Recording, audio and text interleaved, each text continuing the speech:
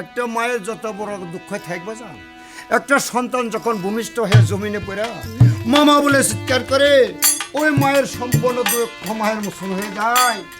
মায় কোন কাম করে বাজান সিরিয়ার তেনাদের সন্তান এরকম পক্ষে মধ্যে নাই নিয়ে বলতেছে দাসী দাসী তুই আমার খবর দেখবার বাদশাকে বলা কথা শুনে বাজান দাসী দৌড়ে এসে বাদশার দরবারে চলে গেছে। যে বলতেছে হুজুর আমি পড়িলাম কালাম আপনার চরণ রেখে আমি হাজার হাজার সালাম। রানীমায় আদেশ করেছে আপনার কান্দরে যেতে হবে, রানীমার নাকি ছেলে সন্তান হয়েছে। কথা শুনে বাজান বাদশার মনটা খুশি হয়ে গেছে। বাদশাহ সেকান্দর দইয়ে বাজান সে রানীর মহলে চলে গেছে। যে বাদশাহ সেকান্দর দৃষ্টি করে চায় ওই রানীর কুলে ফুটান্ত গোলাপের মতো একটা বাচ্চাকে বল দেখতে পারে। বাদশাহ বলতেছে রানী তুমি তো হিন্দুর কন্যা ছিলে, তোমার শাস্ত্র সম্বন্ধে কিছুটা জানা আছে, তুমি শাস্ত্র ঘেটে দেখো আমার এই সন্তানের নামটা কি রাখা যায়। মায়ে বাজান ওই আন্দরে বসে বসে বাজান মা শাস্ত্র গাচ্ছে আর মা শিক্ষিত দেখতে শাস্ত্রে অয়ক্ষী হই না রে দিদি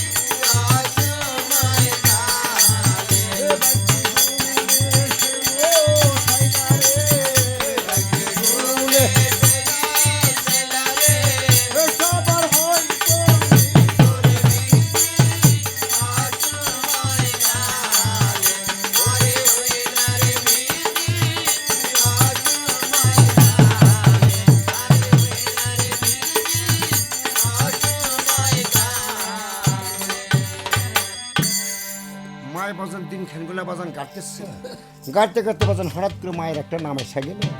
মাই ওই সন্তানের নামটা মা সে কিভাবে রাখতেছে?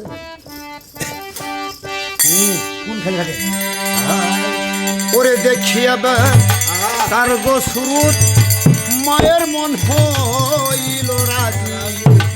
ওরে দুই ছেলে নাম রাখলো কালো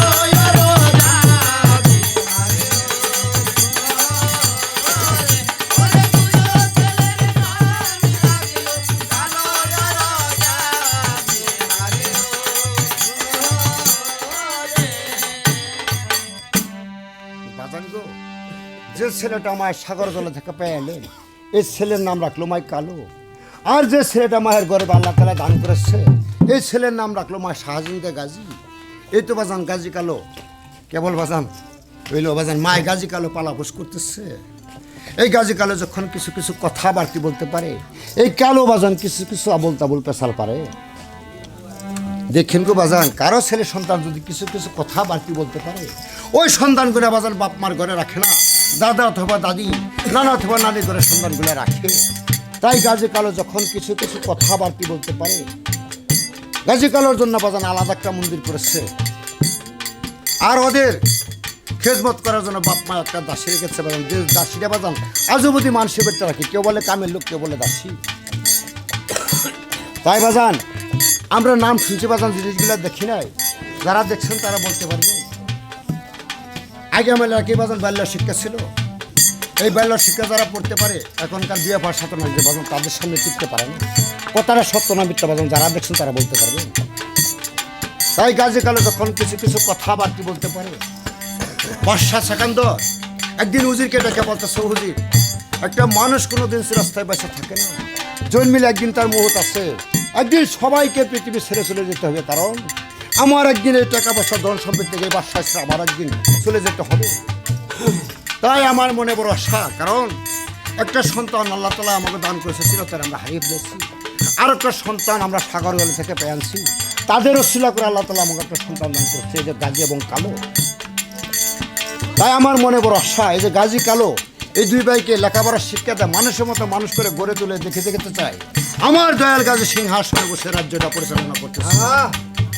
যাও উজির এই মতো আমার গাজী কালোকে একটা পাঠশালায় ভর্তি করে দিয়ে আসো, যাতে মানুষের মতো মানুষে তারা গড়ে আসতে পারে।